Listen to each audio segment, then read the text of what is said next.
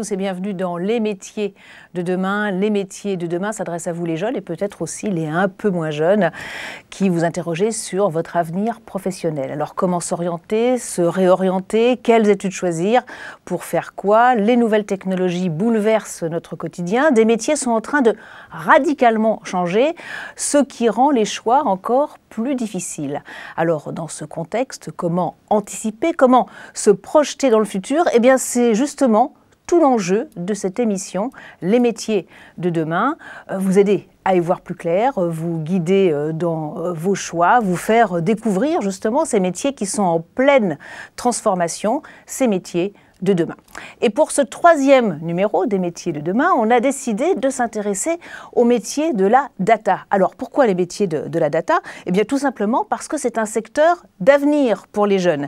Un chiffre juste, la France aura besoin de 80 000 experts d'ici 5 ans. Et puis, les métiers sont aussi très variés. On va en parler avec mes invités. J'ai le plaisir de recevoir Laurie Goblet. Bonjour. Bonjour. Vous êtes directrice du département Data et Innovation Numérique à l'Institut Paris Région. Tout à fait. Bienvenue. À vos côtés, Étienne Mauffret, bienvenue également, professeur et responsable du Master Data Engineering et Cloud Computing chez Ivancity. Étienne Mauffret, pardon. Voilà. Deux étudiants seront avec nous sur le plateau et j'ai le plaisir d'accueillir la première étudiante, Héloïse Igor Zrari. Bienvenue, Héloïse. Merci. Et puis, quels sont les profils recherchés par les entreprises? Qu'attendent les entreprises des formations? On en parlera avec vous, Romain Respriget. Vous êtes practice leader data du cabinet Avisia. Bienvenue sur ce plateau. Merci. Et puis, nous terminerons avec notre rubrique Point de vue. Jacques Cheminard, rédacteur en chef au Monde informatique. Il nous dira quels seront les métiers les plus en vogue en 2025. Allez, c'est parti pour cette première émission. Tout de suite, l'expert de demain.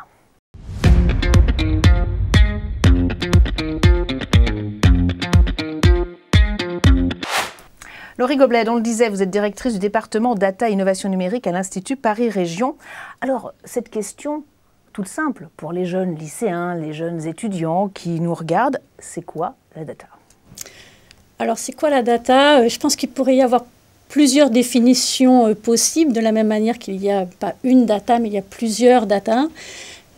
Si je devais faire simple, je dirais que la data, c'est finalement un ensemble d'informations qui vont permettre d'alimenter la connaissance et alimenter aussi finalement la prise de décision. Donc à partir du moment où on s'est dit ça, on se rend bien compte qu'effectivement, tout aujourd'hui potentiellement peut être data. Mais pourquoi est-ce que la data se développe aussi vite? Un autre chiffre, on devrait en produire 7 fois plus dans les 5 prochaines années de la data, des données? On en produit tous les jours, d'abord avec l'appareil qu'on a quotidiennement entre nos mains qui est notre smartphone. C'est une source de données considérable. Et puis, ne serait-ce que nous-mêmes en tant qu'individus, on peut considérer qu'on est source de data, notre nationalité, le lieu où on vit, le genre, l'âge, tout ça, c'est autant de données qui peuvent être utilisées pour un certain nombre de services qui peuvent être produits par ailleurs, par des entreprises, par des services publics, etc. Quels sont justement les besoins des entreprises et puis aussi des institutions publiques, puisque vous représentez Paris Région? Alors, il y a eu récemment, là, cette année, un nouveau baromètre qui est sorti par l'Observatoire Data Publica, qui tous les ans publie un peu un état des lieux de la donnée à usage des territoires.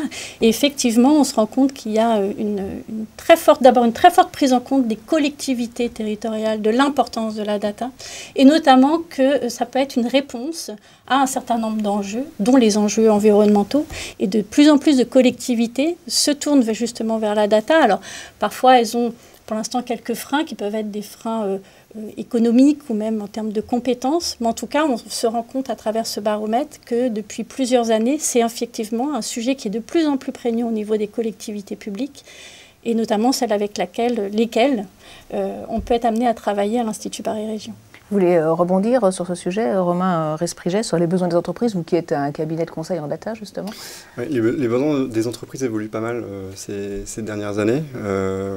Il y a quelques dynamiques qui sont les mêmes et qui vont rester les mêmes là, sur les années à venir.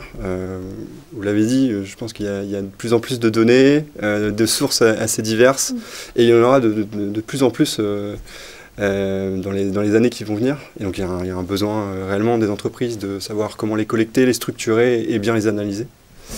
Et il y a aussi des problématiques effectivement en lien avec les aspects environnementaux, en lien avec la transition durable plus largement et les enjeux sociétaux aussi. Donc effectivement, c'est quelque chose qui est très, très important, de plus en plus important chez les entreprises. Et des secteurs peut-être qui sont plus demandeurs que d'autres? Oui, c'est sûr que ces questions environnementales ou les questions effectivement sur l'adaptation au changement climatique, à l'Institut, on travaille essentiellement autour de l'aménagement du territoire. Donc, c'est effectivement des sujets qui sont de plus en plus demandeurs de données et d'innovation et d'analyse et de traitement très, très fin justement sur ces sujets-là. Alors, les jeunes qui nous regardent ont envie de savoir comment on utilise concrètement la data, puisqu'aujourd'hui on parle de stratégie data, alors que voilà, concrètement comment on utilise la data, c'est vrai qu'on l'utilise peut-être sans le savoir oui, dans notre quotidien, mais il y a peut-être, je sais pas, des projets dont vous pouvez nous parler. Alors, pour essayer d'être concrète, effectivement j'en ai 3 à l'esprit. On parlait d'environnement et d'adaptation au changement climatique. Très concrètement, nous on utilise la data pour parler de tout ce qui peut être risque. Les risques inondations, par exemple, en Île-de-France, c'est quelque chose qui est assez prégnant, ou tout ce qui va être évaluer les effets de la canicule. Pour traiter ces sujets-là, on a besoin de données. On a besoin de données antérieures de ce qui s'est passé avant, ce qui se passe pendant la crise, et pouvoir ensuite se projeter dans la prise de décision sur la façon dont on va adapter nos territoires à ces aléas qui sont de plus en plus présents sur les territoires. Deuxième exemple, ça va être par exemple la gestion des grands événements sportifs. On en a vécu un il n'y a pas longtemps. Et typiquement, quand il y a ce genre d'événement, on a besoin de données pour gérer, adapter les transports, les logements, les services de proximité que l'on va proposer dans le cadre de ces événements spécifiques. Et à l'Institut Paris-Région, par exemple, on a accompagné les équipes justement dans l'organisation de ces JO pour définir les emplacements du village olympique, les aménagements des transports, etc. Et le troisième exemple très concret, c'est lié à celui qu'on a vécu il y a quelques mois, années maintenant, c'était l'épisode du Covid, sur lequel on s'est bien rendu compte qu'à la fois pour les collectivités territoriales, pour gérer la crise, on avait besoin de données pour définir ne serait-ce que l'endroit où on pouvait marcher ou sortir, mais aussi l'ensemble des services qui pouvaient être disponibles dans la commune ou dans le territoire dans lequel on était, mais aussi en termes de gestion de crise, pour pouvoir analyser là où étaient les pics d'épidémie, là où effectivement on sentait qu'il y avait un milieu. Tout ça, c'est de la donnée avec des utilisations très concrètes à travers 3 exemples. Et si je vous entends bien, en fait, la data aide fortement à la prise de décision. Complètement. Pour moi, en tout cas, c'est vraiment une matière première dans la prise de décision. Elle permet d'objectiver un certain nombre de décisions. Alors, avant de vous faire réagir sur ce point, j'aimerais entendre Étienne Moffrette. Quelle idée se font de la data les jeunes qui viennent à Avancity ? Alors, sur les idées. Est-ce qu'ils ont des idées aussi précises comme ça, comme la data, où il y a des vraies stratégies data, ça peut aider à la prise de décision, ou est-ce que quand même ils ont des idées un petit peu floues sur la data ? Je dirais que quand ils arrivent, ils ont des idées plus ou moins floues, plus ou moins préconstruites, et nous, justement, on va les accompagner tout au long du parcours. On a des cours qu'on appelle Data Driven Decision Making, qui est des prises de décision basées sur les données. On va leur apprendre les différentes méthodes d'analyse, les différents biais qui peuvent intervenir dans les données, c'est quelque chose de très important aussi. Donc c'est aussi notre rôle, nous, en tant qu'école, d'essayer un petit peu de démêler les idées reçues et ce qu'on peut faire effectivement avec les données. Et Loïse, quand vous êtes rentrée à Avancity, quelle idée vous faisiez de la data, des données ? J'avais pas beaucoup une idée concrète de ce que c'était. Bon, j'avais cours avec Étienne. Et là, j'ai compris qu'en fait, toutes ces données, il faut les mettre, il faut les stocker dans un espace physique. Et ça, c'est quelque chose qui n'était pas vraiment évident avant pour moi. Et qu'est-ce qu'on fait avec tout ce qui est logistique, tout ce qui est comment on refroidit ces serveurs et comment on le fait pour que ça soit bien pour l'environnement. C'est vraiment les questions qui ressortent et voilà, pour que ça soit durable. Désolée. Et oui, vous avez en fait découvert de nombreuses utilisations de la data finalement, oui, potentialités. Oui, bien sûr. Vous vouliez réagir, Romain ? Oui, je pense qu'en complément, effectivement, pour moi, c'est essentiel. Ça doit optimiser la prise de décision, cette donnée. Je pense aussi qu'il peut y avoir des solutions basées sur la data pour optimiser la performance opérationnelle, par exemple, Voilà, je pense que c'est aussi un des axes. Concrètement, ça peut être, nous on intervient dans le marketing pour créer des modèles de machine learning qui se basent sur la donnée pour prédire des comportements clients, ou alors mettre en place des chatbots avec de l'intelligence artificielle pour répondre à des questions clients, décharger un service après-vente par exemple. Voilà, je pense que c'est aussi un aspect de la data qu'il ne faut pas négliger et qui est aussi assez important.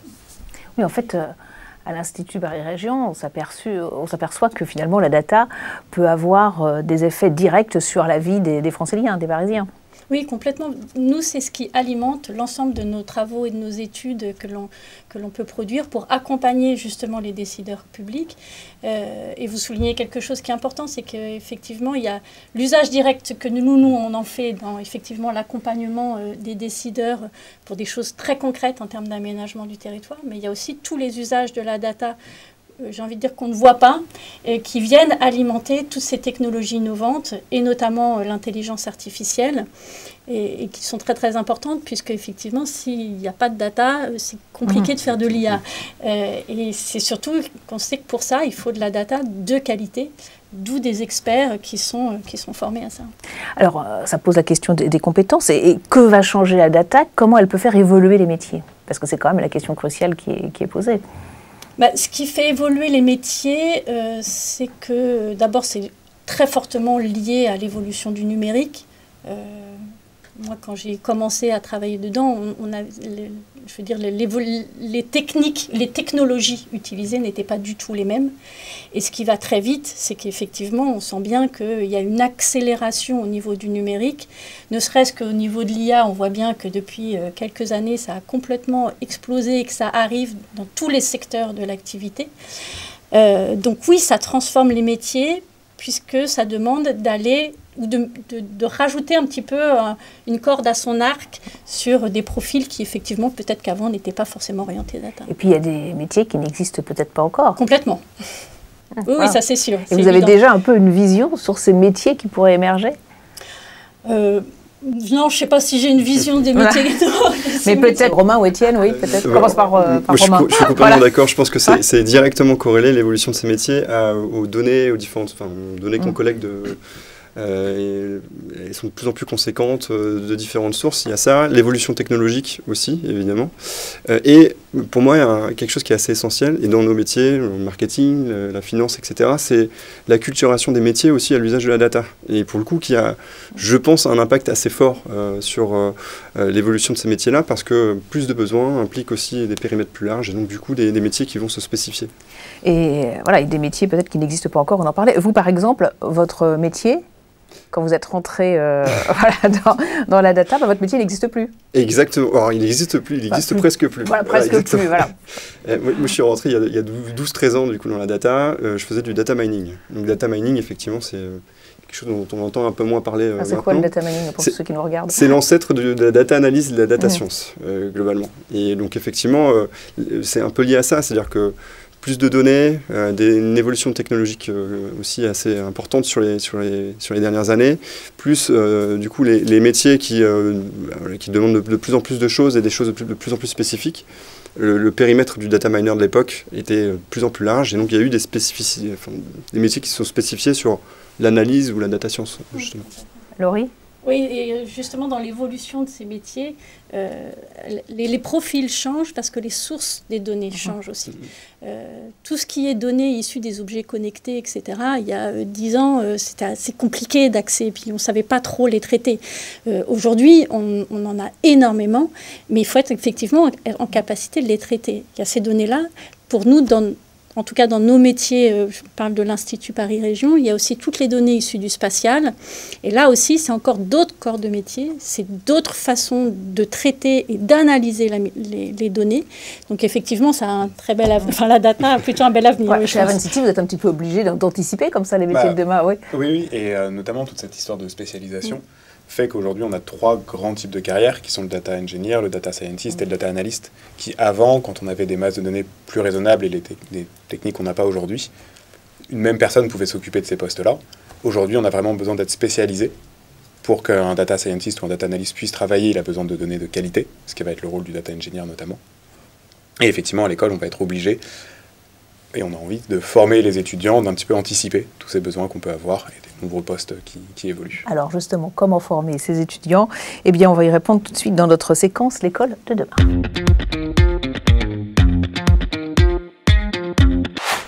On continue d'en parler avec vous justement, Étienne Mauffret. Je le rappelle, professeur responsable du Master Data Engineering and Cloud Computing chez Avincity. Mais tout de suite, une plongée dans l'école à Cachan en images. Nous sommes face à une révolution très importante qui est celle de l'intelligence artificielle et de la data. Avincity est né de ce besoin d'accompagner cette révolution et préparer ceux qui vont concevoir cette IA de demain et ceux qui vont s'appuyer sur la puissance des données. Et très rapidement, on a vu effectivement qu'il y avait un besoin essentiel d'abord sur la data. Beaucoup d'entreprises n'ont pas mené d'abord cette réflexion autour de leurs données. Et on sait qu'aujourd'hui, la qualité de la data détermine la qualité de l'intelligence artificielle. Si on utilise des données qui ne sont pas bien nettoyées, réfléchies, elles peuvent évidemment conduire à des résultats qui sont biaisés ou qui sont complètement erronés. Donc il y a tout un travail qui doit être mené sur la data et c'est pour ça qu'on a décidé très rapidement de créer des programmes aussi qui adressent ce type de métier. Alors quand je me suis inscrite à l'école, j'avais remarqué que plusieurs programmes proposaient une alternance. J'ai cherché une entreprise, mais malheureusement je n'ai pas trouvé. Donc l'école m'avait proposé plusieurs sessions de coaching pour préparer le CV, entretien, ce genre de choses. Elle m'a surtout aidée parce qu'elle a des partenariats avec les entreprises et c'était L'Oréal directement qui l'avait contactée en cherchant, en alternant. Du coup mon profil avait été proposé et finalement ça a matché entre les recruteurs et moi. Je suis entrée à Avincity avec un gros syndrome de l'imposteur. J'étais community manager, je voulais juste monter en compétences. Et plus je découvre des choses, plus j'approfondis et plus je me dis que je peux faire pas mal de choses. So the data engineering, it deals a lot with software and development of databases using software. Whereas data scientist, it looks into the patterns inside data, like large data sets that are used in healthcare, finance. Actually, data analysts, they are very close to data scientists, but the data scientists go a bit further towards analyzing the trends within the data using sophisticated models. La particularité du MSc AI for Business à Avincity, c'est que c'est très pratique de pouvoir avoir une carrière et en même temps de pouvoir étudier et de monter en compétences puisque on travaille 4 jours dans le mois, c'est-à-dire le vendredi et le samedi, une semaine sur 2. Ça permet d'avoir une carrière vraiment à 100% et donc en parallèle de pouvoir se former sur plein d'autres sujets. At Avincity, we trained the students through a very innovative program. It's called AI Clinic. So the students, they work in partnership with companies directly, discussing the real projects, the real goals. This gives them industry exposure and real challenges in projects that they will face when they become employees later. So for example, this semester, one group worked on analyzing football video data to analyze the players' actions from sports videos. Many students, they get hired after these project successful completion. Notre mission à nous, c'est de faire grandir les jeunes, c'est de les doter d'un certain nombre de valeurs et pas seulement de compétences. Et on sait que sur les compétences techniques, on peut toujours progresser, on a suffisamment de temps et d'expérience pour progresser, mais sur ce respect d'un certain nombre de valeurs fondamentales qui feront que l'utilisation de la donnée et de la conception de l'IA demain soit en phase avec un certain nombre de valeurs humaines, et on sait qu'il y a beaucoup de craintes par rapport à l'évolution de ces technologies. C'est ça qui est important pour nous. Étienne Mauffret, vous dirigez le Master Data Engineering and Cloud Computing, mais ce n'est pas la seule formation chez Avincity. Alors un petit mot des différents cursus justement en data. Alors, à Avincity, on a 3 masters et un programme grande école qui correspondent aux 3 grands métiers de la data, aux 3 grandes branches. Donc le Master Data Engineering and Cloud Computing va se concentrer sur la data engineering, qui va être comment préparer les données, comment faire de l'acquisition, du stockage, de la sécurité, comment s'assurer que les données soient exploitables, comment on peut les stocker de manière pratique et efficace. On va passer du temps aussi à parler de ce qu'on appelle la frugalité, donc ne pas stocker trop de données, essayer de se concentrer sur ce dont on a besoin pour justement essayer un peu d'avoir conscience écologique. Cette préoccupation environnementale, écologique. Énormément, on essaie de faire. On étudie aussi toutes les histoires de tous les problèmes et les contraintes de droit, ce qu'on a le droit de faire avec les données, ce qu'on n'a pas le droit de faire, ce qu'on est obligé de respecter. Dans la deuxième branche, on a le Master Data Management qui va se spécialiser, lui, sur les métiers de data analyst, qui va aller très loin mathématiquement sur les questions d'analyse, les questions de prédiction, pour former donc des data analysts. Voilà, ça nous donne un petit peu une idée des différents métiers de la data. Oui, et puis un troisième, oui. Le Master de Artificial Intelligence for Business, qui lui va se concentrer sur l'apprentissage des méthodes de machine learning, de deep learning et d'autres méthodes d'intelligence artificielle. Eh bien justement, on va donner la parole à Héloïse Igor-Zrari, puisque vous faites ce Master Artificial Intelligence for Business. Voilà. Alors pourquoi avoir choisi des études sur la data et l'intelligence artificielle après un parcours quand même un peu atypique, puisque vous aviez fait une licence, enfin des études en éco-gestion. Oui, exactement. Je pense que c'est ça qui est super intéressant de ce domaine, c'est que n'importe quel type de métier a un rôle important dans tout ce qui est la data et l'intelligence artificielle. Donc, c'est pour ça aussi que moi, j'étais vraiment intéressée, surtout quand il est né ChatGPT. Je pense que la plupart des gens, ils sont très intéressés. Et j'ai eu beaucoup de curiosité par rapport à comment il marchait, comment ça fonctionne, pourquoi il réussit à faire ça et comment je peux le pousser à faire des choses qui m'intéressent le plus. Et c'est pour ça que je me suis dit, en fait, je pourrais très bien apprendre à les programmer, à programmer une intelligence artificielle, pourquoi pas. Et pourquoi ce master-là en particulier qui mêle data et intelligence artificielle? Alors on imagine bien que les deux sont intimement liés, mais pourquoi ce master en particulier? Parce que j'ai déjà un cursus business, donc j'ai déjà fait l'économie et gestion. Et la partie plus technique, je ne l'ai pas du tout. Donc, c'est pour ça que je me suis dit, en fait, ce serait intéressant d'apprendre par rapport à les langages de programmation et savoir un peu plus par rapport à ça. Donc, c'était plutôt ça mon idée. Alors, comment est-ce que vous avez entendu parler de l'école? Voilà, est-ce qui vous avez donné envie de postuler? En clair, pourquoi Iron City et pas une autre école? Je suppose qu'il y a quand même de plus en plus d'écoles, ça on en parlera avec Étienne qui se développe pour la matière. Oui, après dans ce cursus, c'est hybride de business intelligence artificielle, c'est la seule apparemment et c'est la seule que j'ai trouvée. Et aussi dans les classements, ils étaient assez bien placés. Donc je me suis dit, en fait c'est assez une bonne raison. Et en même temps, l'accompagnement que j'ai eu pour tant que trouver une alternance et aussi pour préparer mes entretiens avec les entreprises, ça a été assez... et c'était vraiment très accueillant et c'est pour ça que j'ai décidé de choisir cette école. Alors peut-être nous parler des cours que vous avez, de ce qui vous plaît le moins dans la formation. J'ai eu plutôt de cursus de programmation, donc en Python.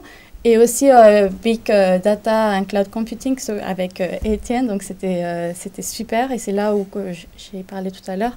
C'est là où je me suis vraiment intéressée à ce qui se passe par rapport à cette grande quantité, ce grand volume de données, et où les mettre, comment refroidir ces serveurs, etc. Que c'est vraiment intéressant de savoir comment ça va marcher et comment optimiser de plus. L'alternance, oui. C'était vraiment un critère de choix dans l'école? Oui, bien sûr. Je pense que pour la plupart, ce qui est super intéressant dans l'alternance, c'est qu'on est vraiment enveloppé dans le monde de l'IA et de la data. Donc, finalement, c'est un espace essentiel pour l'apprentissage parce que les choses que je vois à l'entreprise, je les vois à côté à l'école et vice-versa. Donc, ça, c'est super intéressant et je suis vraiment dans le meilleur des cas. Donc, je apprends énormément dans ces 3 mois. J'ai appris énormément. Je suis très contente. Laurie, vous prenez beaucoup de jeunes en alternance? Oui, régulièrement. Oui, on prend des stagiaires ou des apprentis, que ce soit dans l'analyse de la donnée ou dans la restitution. Nous, on fait beaucoup de cartographie à partir de nos données. Et puis, ces dernières années, c'est vrai qu'on a eu pas mal d'apprentis en intelligence artificielle pour travailler justement à partir d'images satellites. Oui. Même chose, Romain? Oui, exactement. Nous, on a alternance et stagiaire aussi. Hein. Alternance et stagiaire, et pas uniquement des stagiaires ou alternants de dernière année. On essaye d'intégrer aussi des étudiants tout au long de leur cursus. Et qu'on fait intervenir soit sur des projets internes, des projets de notre lab, des projets de data science ou d'analyse, soit directement chez des clients sur des problématiques concrètes pour qu'ils puissent aussi être immergés dans le quotidien d'un consultant. Héloïse, vous avez une idée du métier que vous voudriez faire après vos études? Là, vous êtes en dernière année de master, hein, c'est ça? Oui, c'est ça. Donc, c'est bientôt la vie professionnelle. Encore quelques mois. D'ici 1 an quand même. Mais oui, j'aimerais bien continuer à travailler avec l'entreprise, s'ils me prennent, bien sûr. Et après, au long terme, j'aimerais bien créer quelque chose par moi-même. Donc, j'ai quelques idées que j'aimerais bien développer. Voilà, ça, c'est la dimension business. Oui, bien sûr. Bien sûr. Bon, Héloïse, vous posez toutes les questions que vous voulez à nos invités. Bon, bah, Étienne, c'est un peu différent parce que vous le voyez tous les jours ou presque. Mais bon, alors justement, Étienne, c'est quoi votre valeur ajoutée par rapport aux autres écoles? On a Héloïse, là, qui nous dit c'est la meilleure école de data. Mais bon, je suppose qu'il y en a beaucoup sur ce créneau. Alors, quel est votre facteur différenciant? Effectivement, il y a de plus en plus d'écoles qui se développent sur ce créneau, mais parmi les écoles, une des grandes choses qui nous démarque, c'est un peu cette conscience qu'aujourd'hui, l'intelligence artificielle et la gestion de données, c'est plus juste des compétences techniques. Ça a un impact business et il y a un impact éthique et sociétal à vraiment prendre en compte. Et donc nous, on a fait ce choix d'axer nos cours sur ce triptyque, d'avoir à chaque fois ces 3 valeurs qui vont se rejoindre. Donc cette approche vraiment globale, pas que numérique, et ouvrir vers le business et le droit éthique, dans vos cours, ça se présente comment concrètement? Alors on a certains cours qui vont être très techniques, certains cours qui vont être des cours de droit, des cours business, et dans les cours qui s'y prêtent un peu plus techniques, on va quand même prendre le temps de parler des conséquences environnementales, des conséquences éthiques et des impacts sur les business models des métiers.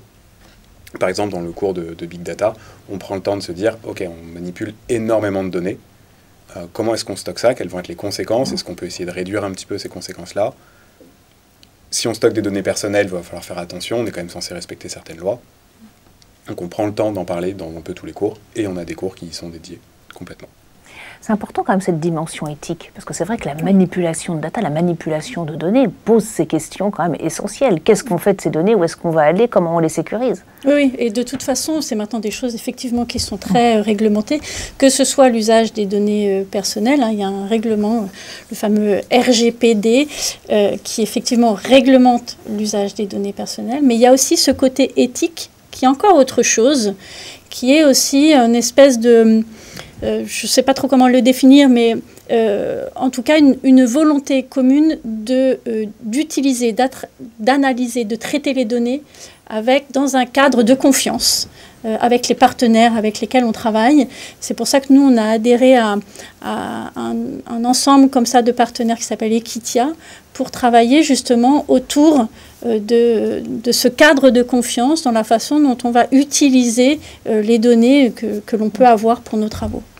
Et toujours dans cette optique, vous voulez favoriser dans vos cours tout ce qui est discussion, argumentation, réflexion, ce qui fait quel profil recherchez-vous? Alors, un peu à l'image qu'il y a une pluralité des données, nous on cherche vraiment une pluralité des profils. On veut qu'il y ait un maximum de types d'étudiants différents qui ont beaucoup de parcours différents pour pouvoir confronter leurs idées justement. On va avoir dans les enseignements, on va essayer de donner aux étudiants les clés techniques et derrière de les faire discuter des différents choix possibles. Parce que ça reste des métiers où il y a énormément de choix, énormément de décisions à prendre. Et on veut vraiment créer la discussion autour de ces... Ce qui fait que vous ne recrutez pas essentiellement des profils de matheux. D'ailleurs, vous avez un exemple assez prégnant à nous donner. On a différents exemples. Oui, on ne cherche pas que des profils de matheux. Dans le data engineering, on a des candidats qui viennent du milieu de la chimie, on a des candidats qui viennent du milieu de la santé, qui veulent se reconvertir. On a des étudiants qui font éco-gestion, qui veulent apprendre l'intelligence artificielle. Dans les programmes grande école, on a des étudiants qui ont fait philosophie, qui vont venir intégrer le programme. J'aimerais qu'on parle de cet étudiant quand même qui est major de promo là, qui est déjà venu sur votre plateau. Oui, en plus. Et qui en fait avait un parcours de philo. Oui, qui avait il avait fait des études de philo, oui. Et qui a rejoint donc Aven City dans le programme grande école et qui est devenu major de promo en s'investissant énormément dans les cours. Et qui a créé donc de vraies discussions intéressantes avec les autres groupes. Alors, on voit là avec le profil d'Héloïse que vous recrutez en master, mais vous recrutez aussi tout de suite après le bac. Pourquoi? Est-ce que c'est pas trop tôt? Alors, non, au contraire. On a donc sur le programme grande école qui recrute tout de suite après le bac, parce qu'on veut former des experts en gestion de données, en intelligence artificielle, et donc on veut les prendre, on veut commencer cette formation dès la sortie du bac, pour leur donner toutes les clés dont ils ont besoin. Et 5 ans pour se former sur les métiers de l'intelligence artificielle, en partant du bac, c'est ni trop tôt ni trop tard, c'est le bon moment, je pense. On va justement poser la question dans un instant à Romain Respriget, puisque c'est notre séquence « L'entreprise de demain ».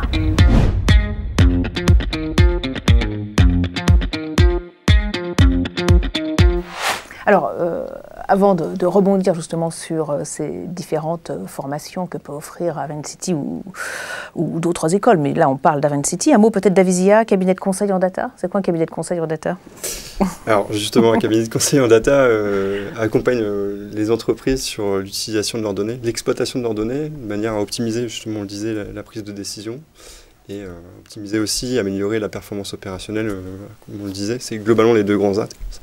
Sur l'optimisation de la prise de décision, on a des data analysts qui vont, par exemple, travailler sur la création de tableaux de bord pour des décideurs métiers, d'études, d'analyses. Sur la partie optimisation opérationnelle, on peut la création, je le disais, de modèles de machine learning, par exemple, par des data scientists.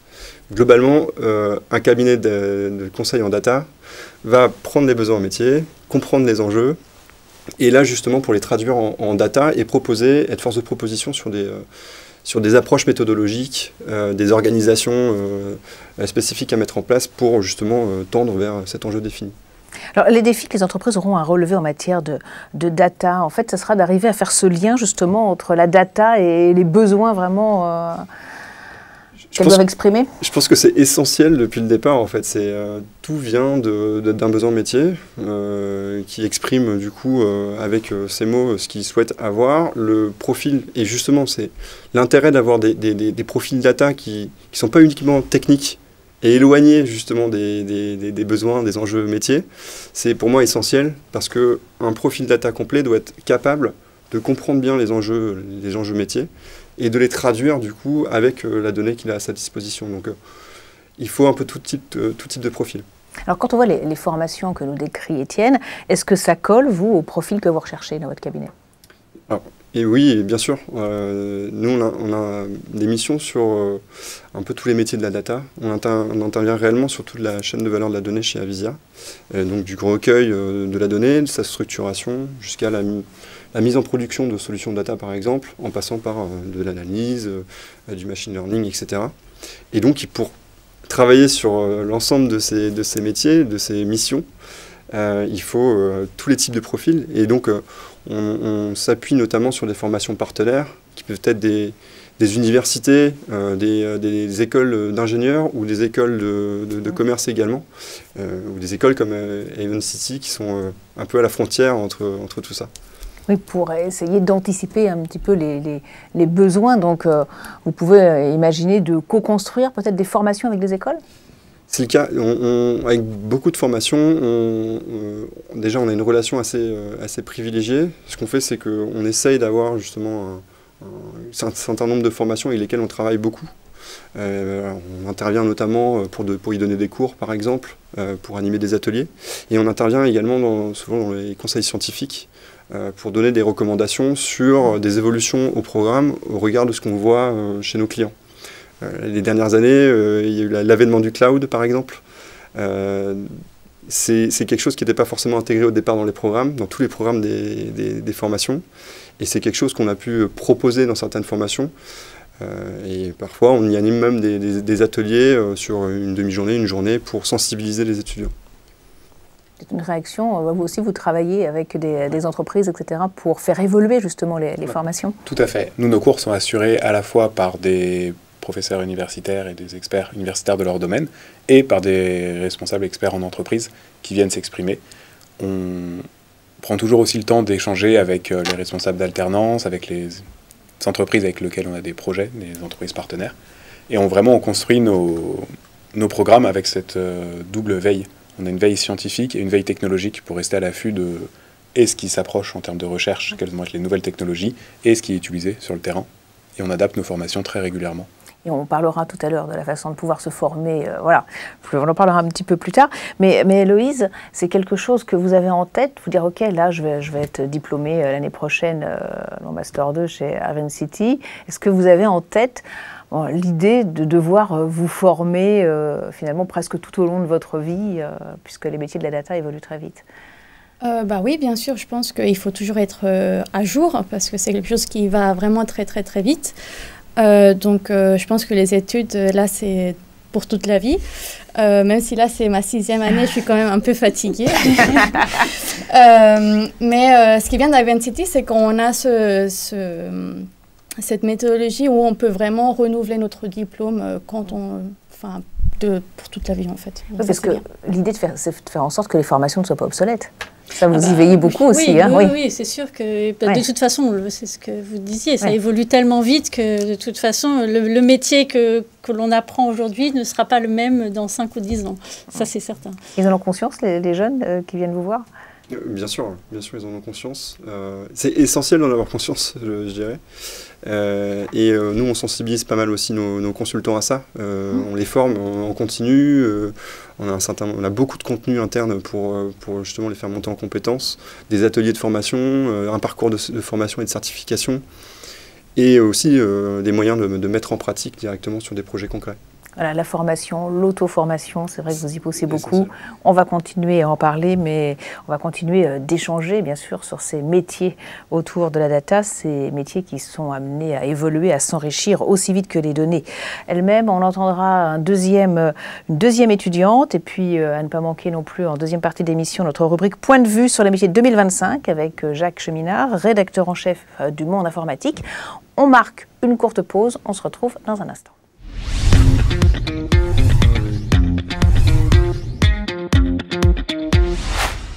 Et on se retrouve pour la deuxième partie des métiers de demain, une nouvelle émission pour vous faire découvrir les métiers qui, avec les nouvelles technologies, sont en pleine mutation, des métiers qui peut-être n'existent pas encore, des métiers en devenir, les métiers de demain. Cette émission qui s'adresse à vous, lycéens, étudiants, qui vous interrogez sur votre avenir et à tous ceux aussi qui ont envie de changer de voie. Et pour cette deuxième partie d'émission, on a le plaisir d'accueillir Elzedine Zonon. Bonjour Elzedine, vous êtes étudiante en Master Data Engineering et Cloud Computing chez Ivancity.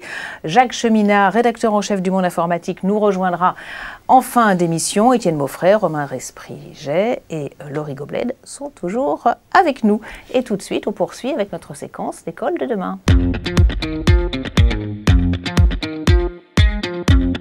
Alors Elzedine, bienvenue.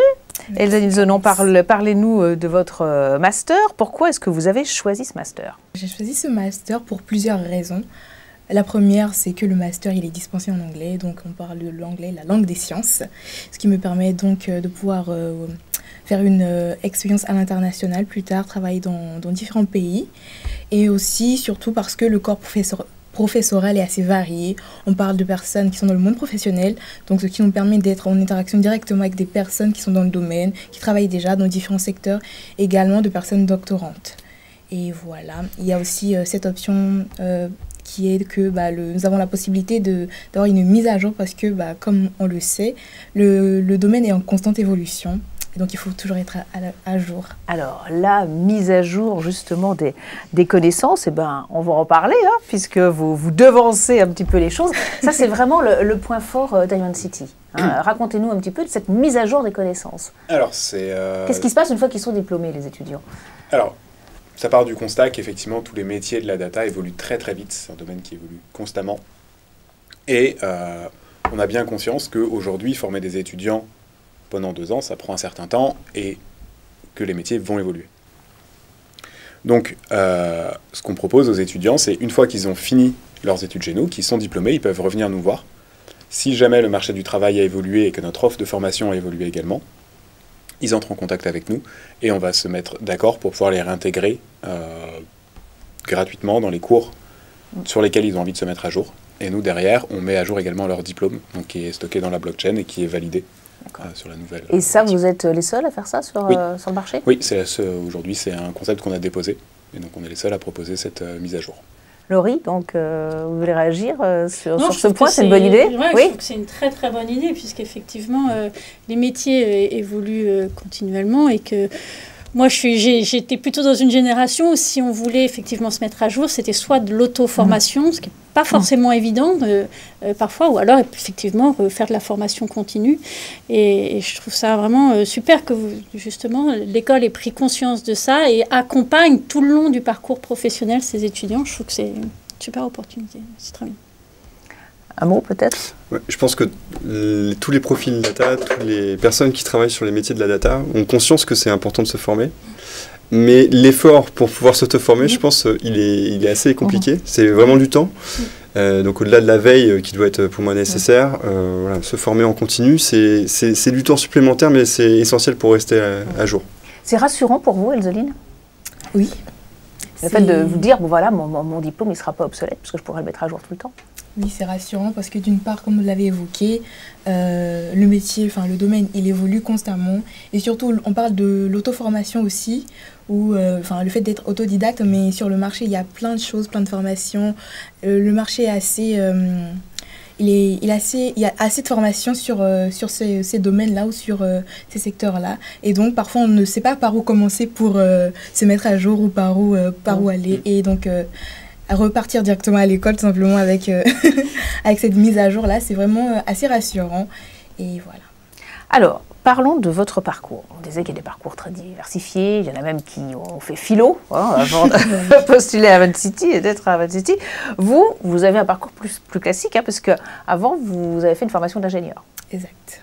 Donc, pourquoi passer comme ça d'études d'ingénieur, d'ingénierie à la data? Alors, j'ai effectué un diplôme d'ingénieur généraliste avant, et au cours de mon diplôme d'ingénieur sur les 2 dernières années, j'ai eu à effectuer une alternance. Une alternance dans un cabinet de conseil en informatique en tant que BI developer. Et en fait, durant ces 2 années, j'ai eu à travailler dans le domaine de la data tout simplement. Et c'est vraiment cette alternance combinée avec ma formation à l'école qui m'a vraiment incitée, qui a développé ce désir en moi de vouloir connaître, comprendre davantage la donnée et qui m'a surtout poussée vers le métier de data ingénieur. Et j'ai choisi donc Van City pour poursuivre cette voie-là, pour pouvoir me spécialiser parce que je savais que c'était ce métier-là qui me correspondait, que je voulais faire. Alors, pour que les lycéens, les étudiants qui nous regardent, ou même ceux qui se disent, bah, tiens, et si je changeais de voie, comprennent bien, qu'est-ce que vous allez faire en tant que data ingénieur? Alors, un data engineer, c'est tout simplement celui qui, dans l'équipe data, s'occupe de l'infrastructure data, donc la conception, la maintenance donc, des données, tout simplement. On parle aussi de stockage, de sécurité aussi. Donc voilà un peu globalement. C'est intéressant quand même de voir ces différents profils d'étudiants, donc des profils plutôt classiques, plutôt scientifiques, comme Elzeline, d'autres différents. Vous d'ailleurs, vous aviez fait des études de géographie avant. Alors comment on se retrouve à avoir fait des études de géo et se retrouver à être experte de la data à l'Institut Paris Région? En fait, finalement, c'est assez logique. Parce que finalement, le géographe, les premiers géographes, c'était finalement des explorateurs qui allaient chercher de la donnée pour parfaire leur connaissance du monde et du territoire. Et effectivement, ils exploraient, ils récoltaient de la donnée qui leur permettait souvent, pas toujours, mais dans une grande majorité des cas, de produire de la cartographie. Et donc moi, c'était ce domaine-là qui m'intéressait tout particulièrement, c'était la visualisation géographique, cartographique de la donnée. Et donc j'ai commencé plutôt par là. Et à partir du moment où on commence à aller vers la cartographie, donc c'est un domaine plus global qui s'appelle la géomatique, donc c'est la contraction entre géographie et informatique. On en vient forcément à faire de la data, à gérer de la data, à faire de l'analyse spatiale.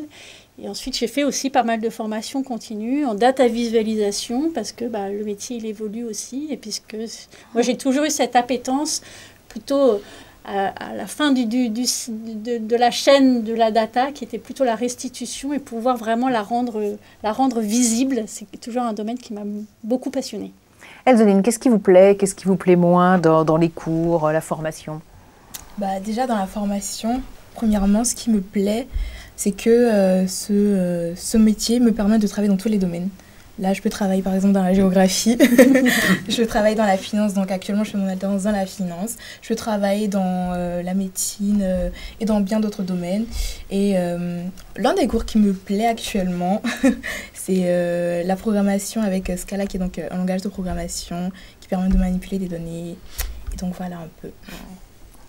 Vous êtes aussi en alternance? Oui, ça, c'était un choix essentiel? Oui, c'était un choix essentiel parce que, comme je l'ai dit, j'ai effectué 2 années d'alternance sur mon ancien diplôme. Et ces années ont permis vraiment m'ont permis de peaufiner mon projet professionnel, m'ont permis de peaufiner mon projet de carrière professionnelle. Et cette année-là, j'ai voulu la faire également en alternance aussi pour pouvoir appliquer directement ce que j'apprenais à l'école, pouvoir les confronter avec la réalité du terrain, tout simplement. Vos projets après le diplôme? Alors, pareil, dans un an, comme Héloïse? Effectivement, dans un an, donc en novembre 2025, j'aurai terminé. Et donc, pour la suite, Actuellement, je souhaite poursuivre toujours dans le domaine de la finance en tant que data ingénieur. Plus tard, évoluer au poste de tech lead, data ingénieur, donc expert toujours avec de l'expérience, des années d'expérience. Et pour la suite, donc d'ici peut-être 5 à 8 ans.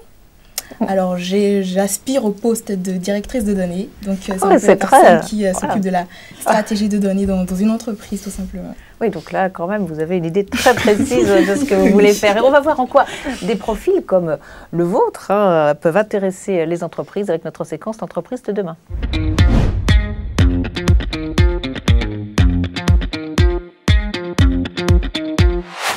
Romain, une réaction sur le profil d'Elzeline? Hyper intéressant. Déjà, je trouve que la projection est déjà hyper intéressante aussi. Ouais, mais c'est important de l'avoir parce que ça permet de vous donner un objectif aussi. Donc, alors nous, clairement, on recherche des profils aussi comme vous. Et en fait, on a besoin, comme je le disais peut-être auparavant, de tout type de profil. Et étant donné qu'on intervient sur toute la chaîne de valeur de la donnée, les profils en amont, justement, qui vont être là sur la structuration et la sécurisation de la donnée, sont des profils qui sont essentiels pour nous aussi. Oui, ce qui nous amène à parler peut-être des métiers les plus recherchés dans la data et aussi des secteurs qui recrutent le plus aujourd'hui et demain, parce qu'il faut penser à demain. Oui, effectivement. Alors, dans les métiers qui recrutent les plus recherchés, les plus recherchés, on entend beaucoup parler de data analyst, data scientist, évidemment. Je pense que c'est aussi les métiers qui sont qui parlent le plus, je pense aussi aux étudiants, peut-être. Data ingénierie, c'est peut-être un peu plus obscur. Et je pense que c'est en pratiquant, en apprenant ici, on voit si ça peut être quelque chose qui peut nous intéresser ou pas. Il y a d'autres métiers un peu plus compliqués aussi. Il y a des métiers plutôt en aval, du travail du data scientist, qui vont être responsables de mettre en production les travaux, les mettre dans les mains des utilisateurs. Je pense notamment au métier de MLOps, ML Engineer. Donc pour le coup, tous les métiers sont importants. Qui consiste en quoi? Parce que alors ça y est, moi j'ai décroché là.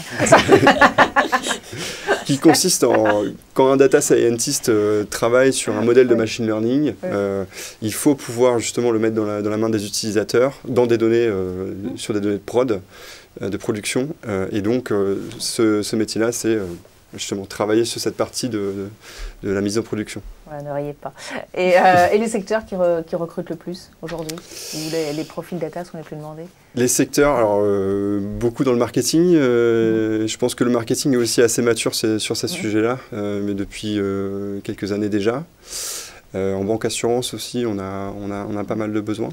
Mais globalement, je pense qu'un peu partout, je pense que tous les secteurs prennent conscience que la data est importante et qu'il faut accélérer aussi sur l'acculturation justement de la donnée et ce qu'on peut faire avec la donnée. Et donc, il y a des métiers qui sont moins matures que d'autres, des secteurs qui sont moins matures que d'autres, mais ça évolue très vite. Alors, on a vu que beaucoup d'étudiants sont en alternance. Vous recrutez des alternants, mais pas seulement. C'est un peu la réhabilitation des stagiaires. Alors pourquoi? Parce qu'on vantait l'alternance en disant que c'était super, que les étudiants étaient déjà opérationnels, etc. Puis que pour eux, c'était peut-être aussi les moyens de rester dans l'entreprise.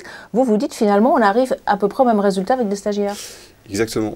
On se ferme clairement aucune porte. Nous, on rencontre beaucoup d'étudiants. À partir du moment où on considère qu'ils ont un bon profil et qu'ils peuvent s'intégrer chez nous, on peut décider d'avancer avec eux. Donc en stage ou en alternance, ça dépend aussi beaucoup des formations. Des formations qui misent parfois plutôt sur le stage, d'autres sur l'alternance, d'autres qui sont entre les deux. Donc pour le coup, ça dépend vraiment des formations et des étudiants. Votre réaction là, sur ce point, Étienne? Nos formations proposent à la fois des approches en alternance ou des formations continues avec stage. D'accord, vous faites les deux aussi? On fait les deux. Oui, mais comment expliquer comme ça cette réhabilitation des stages? Parce que ce sont des stages qui sont plutôt longs ou parce qu'il y a besoin dans certaines matières d'avoir un apport théorique plus important que n'offre pas toujours l'alternance? Il y a certains domaines qui, effectivement, où on va avoir besoin d'un apport théorique qu'on essaye quand même d'avoir à travers des cours, même avec une alternance. Ça va être des stages un peu plus longs, souvent en deuxième partie d'année, donc des stages de 4-6 mois, où dans quel cas le premier semestre va se concentrer sur les cours, et le deuxième semestre va proposer à l'étudiant de partir en stage plutôt que d'alterner entre cours et... Ce qui nous amène à parler un petit peu de la pédagogie chez Avincity, et notamment, voilà, où vraiment les étudiants travaillent sur des projets réels, notamment avec la fameuse clinique de l'IA et bientôt de la data. C'est ça. Alors, une de nos ambitions à Avincity, c'est vraiment d'apprendre à apprendre aux étudiants. On ne veut pas qu'ils apprennent à utiliser une technologie, on ne veut pas qu'ils apprennent à utiliser une méthode, on veut qu'ils soient capables de s'adapter aux différents outils, de s'adapter aux différentes méthodes, donc qu'ils aient une méthodologie pour apprendre et pour être efficace. Et donc pour ça, on va avoir différents outils, et ils ont beaucoup de projets. Et effectivement, on met en place ce qu'on appelle la clinique de la data et la clinique de l'IA, selon le type de master dans lequel ils sont. C'est des projets qui ont été mis en place avec, des entreprises partenaires qui ont des besoins en termes de data, en termes de machine learning, mais qui n'ont pas de quoi mettre en place ces projets-là. Et donc, du coup, nous, on décide de créer des groupes étudiants qui vont travailler sur ces projets pendant un semestre et qui vont fournir, qui vont apprendre dessus, qui vont apprendre sur des cas concrets. Ouais, c'est un peu du gagnant-gagnant, ça pourrait intéresser certains de vos clients? Alors, de nos clients, ou même nous, directement. Oui. Ah ben voilà, on a trouvé un client. Oui. Parce que finalement, voilà, c'est un peu du gagnant-gagnant. Effectivement, c'est du gagnant-gagnant. Alors, on met en place aussi, nous, en interne, on a un lab, justement, où on a un certain nombre de projets comme ça, sur lesquels on travaille, nous, soit pour nous faire une idée sur une nouvelle technologie, par exemple, ou pour expérimenter certaines choses, développer des solutions pour nous aussi. Mais effectivement, le fait d'avoir des étudiants, ça permet d'avoir un regard un peu différent, un regard neuf, ce qui peut être intéressant. Ouais.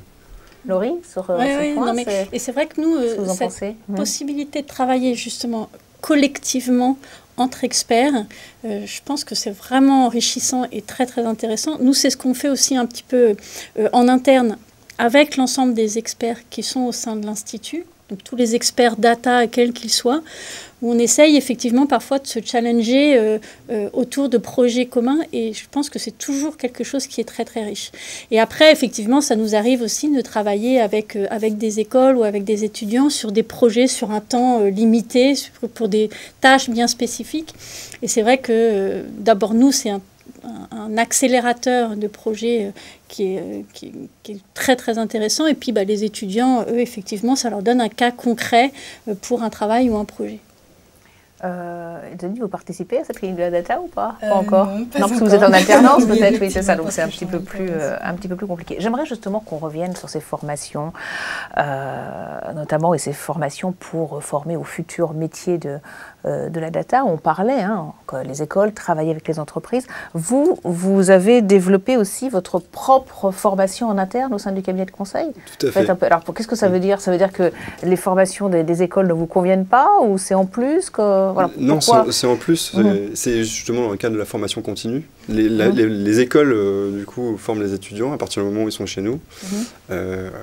Tous les étudiants, justement, n'ont pas forcément accès aussi facilement à la formation, ou même ont besoin d'être orientés aussi sur quelles sont les ressources pour me former. Et donc, on a mis en place une académie en interne qui s'occupe de créer des ateliers de formation qui sont animés par nos experts. On a même un certain nombre d'ateliers qui sont digitalisés et qui encadrent aussi un parcours de formation et de certification sur des méthodologies, ça peut être des formations plutôt techniques ou fonctionnelles, et ça peut être aussi des formations sur des outils. Et voilà, donc l'idée c'est justement de pouvoir éventuellement faire prendre conscience aux consultants qu'il y a des nouvelles technos émergentes, et de voir si ça peut les intéresser justement d'aller vers ce chemin-là, et de pouvoir aussi se dire je peux aller d'un métier à un autre. Aujourd'hui, je suis data analyst. Si je veux aller plus sur la technique et sur la data ingénierie, par exemple, j'ai les ressources pour me former en interne. Oui, parce que c'est ça, en fait, être adaptable. C'est toute cette question, est-ce qu'il faut vraiment se spécialiser dans un métier de la data, sachant qu'ils vont évoluer, ou est-ce qu'il faut une formation un peu plus large? Alors, on essaie quand même de se spécialiser, parce qu'aujourd'hui, les domaines sont quand même très exigeants, mais dans nos formations, on va toujours laisser des ouvertures. Même dans le métier de data engineering, où on va s'intéresser vraiment à la première, à l'acquisition, le stockage, on a des cours de visualisation, on a des cours d'analyse pour leur donner les clés, et derrière dans l'entreprise qu'ils soient capables d'évoluer. Alors peut-être une question qui va vous paraître un petit peu basique, mais est-ce qu'il y a des passerelles entre tous ces métiers de la data? Ils sont tous interconnectés, je pense. Oui. C'est globalement du travail d'équipe. Donc, comme toute passerelle, si vous travaillez un petit peu avec avec les autres équipes, vous allez vous investir de plus en plus dans leur domaine, jusqu'au moment où vous allez pouvoir basculer dans une autre équipe. Les perspectives ouvertes par la data, vous diriez quelles sont-elles aujourd'hui ? Je pense que les perspectives, elles sont nombreuses. Enfin là, je pense que ce dont on parle depuis le début de l'émission, ça montre qu'effectivement, la data, d'abord, touche à énormément de domaines, que c'est un milieu qui est en constante évolution, qui a besoin d'énormément de passerelles entre les différents experts, parce que sinon, je pense que ça ne fonctionnerait pas. Oui, moi je reste persuadée que la data a beaucoup d'avenir devant elle et qu'on est loin d'avoir encore imaginé tous les métiers qui vont arriver sur ce domaine. Romain, sur les perspectives ouvertes par la data, comment est-ce que vous les voyez, ces perspectives ? Alors, assez réjouissante pour le coup. Je suis assez content d'évoluer dans cet univers parce que les perspectives, je trouve, sont... Il y a de bonnes perspectives, voilà, il y aura peut-être un problème de recrutement. C'est ça, parce qu'il va falloir trouver les talents pour... Effectivement, les besoins augmentent aussi, donc il va falloir trouver les talents de demain, mais les perspectives sont quand même assez intéressantes et les données qui se multiplient, les métiers aussi qui se rendent compte que la data est intéressante et peut avoir un intérêt, ça multiplie les usages et je trouve que c'est assez intéressant. Ouais. Elzélie, vous ne faites pas de soucis pour votre avenir. Vous êtes sûr que vous aurez du boulot à la sortie? Je ne me fais aucun souci parce que surtout, comme je l'avais évoqué, je pense, entre-temps, les données, elles sont vouées à augmenter de plus en plus et il faut quand même tout un corps pour pouvoir les manipuler, un data scientist, un data engineer ou plusieurs en plus parce que dans certaines entreprises, on voit qu'il y a plein de différents profils, mais ce n'est pas juste un profil, mais différents, par exemple, différents data engineers, différents data scientists dans une et seule même équipe. Un secteur d'avenir et beaucoup de projets pour l'école Ivan City, puisque des ouvertures d'écoles à Nice notamment, la volonté d'avoir cet ancrage territorial, régional et international aussi. Oui, voilà, plutôt. Oui, mais les deux, parce qu'on ouvre des... Voilà, on est en train d'ouvrir un campus à Nice, en gardant notre campus de Paris, et on ouvre aussi beaucoup de partenariats avec des écoles à l'étranger. On va essayer d'aller donner des formations, on va notamment en janvier aller donner une semaine de formation en Inde pour transmettre la vision de l'école. Et puis vous êtes déjà en Tunisie, au Maroc? Oui, effectivement. Voilà. Et puis un gros projet aussi, c'est la Chine. Là, on est en train d'y travailler, on va voir ce que ça donne. Toujours cette idée de mélanger les points de vue, les connaissances a priori de la data, et comment est-ce qu'on peut, à partir de plusieurs profils, en extraire des nouvelles compétences. Et ça offre de belles perspectives aux étudiants. Merci à tous les quatre. On a donc vu que les métiers de la data étaient très diversifiés, qu'ils touchent de nombreux secteurs, qu'ils sont amenés à évoluer très rapidement. Les opportunités actuelles et à venir sont nombreuses pour les jeunes. On en parle dans un instant avec Jacques Cheminat dans notre rubrique Point de vue.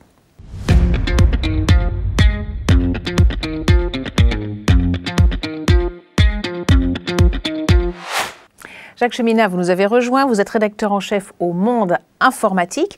Alors, qu'est-ce que vous retenez de tous les échanges que nous avons eus sur le plateau? Effectivement, des échanges assez fournis, mais si je devais synthétiser, la data est plurielle et au final, il y a une pluralité de métiers à l'intérieur de la data, un petit peu pour schématiser. Mais finalement, aujourd'hui, la data, c'est un peu le trait d'union entre le métier et l'informatique. On en a beaucoup parlé, en tout cas, des relations avec les métiers. Et c'est quelque chose qu'on voit de plus en plus, notamment au niveau des formations. Juste avant de préparer cette émission, je regardais un petit peu les différents doubles cursus, notamment en informatique et puis métier à côté. Et en fait, on s'aperçoit qu'il y en a quand même de plus en plus. Par exemple, on a la data et la finance, dont on a parlé tout à l'heure, avec HEC et Polytechnique qui font une formation commune sur cette partie-là. On peut citer de la partie data et humanité, digital, qui est fait par Sciences Po Saint-Germain-en-Laye, où là on essaye de mettre en perspective aussi la data, le contextualiser avec d'autres éléments que l'informatique, peut-être la géopolitique, la géostratégie, on a parlé de la géographie tout à l'heure, et voilà, il y a plein d'éléments qui peuvent valider ou en tout cas valoriser la data. On peut citer bien évidemment la data et le droit, on a parlé du RGPD tout à l'heure. Ça, c'est quelque chose qui est devenu très important, la sécurité de la donnée, la conformité de la donnée. Donc on voit que la relation entre les métiers et la data sont de plus en plus étroites. Alors au Monde Informatique, vous voyez passer de nombreuses études. Là, quels seront les métiers les plus recherchés en 2025, les métiers les plus en vogue? Il y a plusieurs études, il y en a notamment une du cabinet de conseil Kérus qui carrément l'adresse un palmarès. Alors effectivement, on va passer beaucoup d'études. Je veux dire, les métiers les plus importants à l'intérieur de la data, je veux dire, ils sont autour de la table, on en a cité plein, data ingénieur, data analyst, data scientist. Ça, c'est majoritairement ceux qu'on voit en tête. On a vu la passerelle aussi entre la data et l'IA. On a beaucoup de métiers qui travaillent la data et qui sont orientés très intelligence artificielle. Donc on l'a vu avec la personne précédente qui était sur l'IA et la partie business. Ça, on voit apparaître des choses. Et puis, on voit cette sorte de spécialisation aussi à l'intérieur de la donnée. Vous l'avez dit, on a les personnes qui vont être capables de faire de la qualité de données, donc vraiment qui seront basées que sur cette data quality, comme on dit. On va avoir d'autres personnes qui seront basées sur la conformité de la donnée, parce que il faut avoir des données de plus en plus fraîches, hein, il faut avoir des données qui sont conformes avec les nouvelles réglementations. On a parlé du RGPD, mais il y en a plein qui arrivent. Il y a le Data Act au niveau européen, il y a l'IA Act aussi qui arrive. Donc, tout ce corpus juridique, on est bien obligé de le traiter avec la data. Et puis, la data, il faut qu'elle parle, en tout cas, il faut qu'elle raconte une histoire. Donc, on voit apparaître aussi des métiers comme le storytelling, donc un peu comme on fabrique une série américaine ou française. Et il faut raconter une histoire. La data, c'est pareil, c'est un début, une fin, et ça doit raconter une histoire. Et à quels enjeux devront répondre ces futurs métiers de la data ? Alors, il y en a plusieurs. Il y a, le premier, c'est ce qu'on appelle aussi les soft skills, c'est-à-dire d'avoir une espèce de curiosité, en tout cas un savoir-être. Et ça, c'est ce qu'on demande de plus en plus aux étudiants, ou en tout cas aux personnes qui vont rentrer dans le monde du travail. Pas uniquement d'être des techniciens, ça, les formations sont là pour justement créer des personnes bien faites, avec une tête bien pleine. Mais aujourd'hui, il faut avoir aussi cette curiosité, un esprit critique, la gestion aussi des projets. Voilà. Essayer d'avoir aussi un autre, qu'on appelle les soft skills, ou en tout cas d'essayer d'avoir d'autres éléments que la partie purement technique. Alors il y a une question que les jeunes posent souvent avant de choisir un futur métier, c'est les salaires, les conditions de travail, je pense au télétravail, et l'investissement. Alors sur les salaires, j'allais dire ça varie selon que vous soyez à Paris, que vous soyez en province, selon le degré d'ancienneté. Mais bon, par exemple, sur la totalité des 3 métiers de data dont on a cité pendant l'émission, si on est basé sur la région Île-de-France, les salaires commencent entre 0 et 2 ans d'expérience, entre 50 et 65 000 euros par an de salaire. Et puis après, ça peut évoluer assez vite, parce que dès qu'on va sur des métiers autour de l'IA aujourd'hui, ça peut monter vers les 70 000 même quasiment en entrée de poste. Donc voilà. Sur la question du télétravail, majoritairement, on est dans des domaines au début purement techniques, qui peuvent se faire à la maison. Donc les sociétés en général sont plutôt souples sur le fait de travailler en télétravail, à condition aussi de travailler en mode projet avec des équipes. Donc ça pareil, les formations préparent bien à cette capacité. Et puis une chose qu'on a peut-être moins parlé pendant l'émission, c'est que j'ai vu qu'il y a certaines personnes qui voulaient se lancer dans l'entrepreneuriat, mais il y a aussi des personnes qui se mettent en freelance. Et c'est aussi un métier ou des métiers dans la data où on voit beaucoup de personnes qui sont en freelance. Et là, pour les questions de salaire, on appelle ça du TJM, du taux journalier moyen, et on est à peu près entre 300 et 450 euros par jour.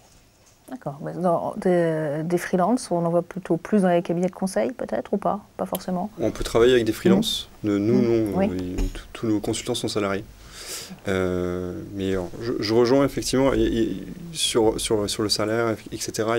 C'est un élément important des consultants. Je pense que, des salariés dans la data.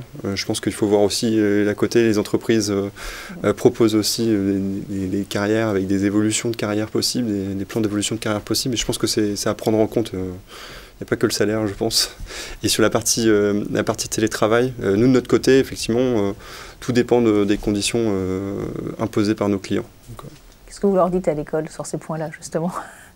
Et si vous deviez avoir un retour sur les étudiants que vous avez déjà formés sur les niveaux de salaire qu'ils ont obtenus, les postes qu'ils ont, ceux qui ont créé ou pas leur entreprise? Sur les échelles de salaire, on est globalement ça. Oui. C'est ce à quoi on s'attend, c'est ce qu'on leur présente. On essaie de mettre l'emphase sur les perspectives qu'ils pourront avoir et de rester curieux parce que c'est ce qu'on met en avant dans les métiers vont évoluer.